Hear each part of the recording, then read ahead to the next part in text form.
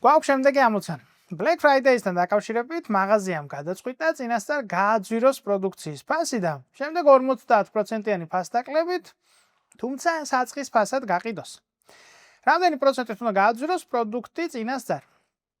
ესე იგი, ამ შემთხვევაში მივცეთ რჩევა მაღაზიებს, როგორ უნდა მოიქცეს ის.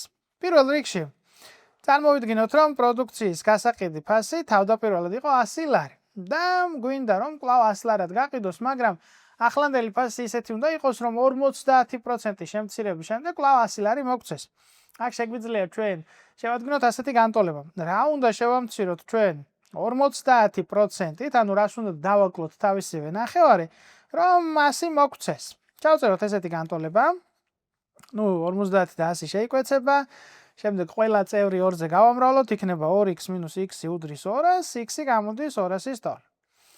ანუ ახლანდელი ფასდაკლებამდე უნდა იყოს 200 ლარი, რომ 50%-იანი ფასდაკლებით კვლავ 100 ლარი მოგცეს. შესაბამისად, 100 ლარი რომ 200 ლარი გახდეს, რამდენი პროცენტით უნდა გაიზარდოს, ეს კიდევ მეორე ამოცანაა. ამ შემთხვევაში ჩვენ ვხედავთ, რომ ეს არის ორჯერ გაზრდა და ვიცით, რომ ორჯერ გაზრდა 100%-ით გაზრდა. სხვა შემთხვევაში კი დავითვლიდით ამ ორი შორის სხვაობას, ეს არის 100 და გამოვთვლიდით საწყისის რამდენი პროცენტია, ესე იგი ცვლილება. ჩვენ შემთხვევაში კი 100-ის რამდენი პროცენტია, კვლავ 100 და ეს გამოვა 100%. საბოლოო ჯამში მივედით შედეგამდე, რომ პროდუქტის ფასი 100%-ით უნდა გაძვირდეს, რომ შემდეგ 50%-იანი კლების შემთხვევაში საწყის ნიშნულს დაუბრუნდეს.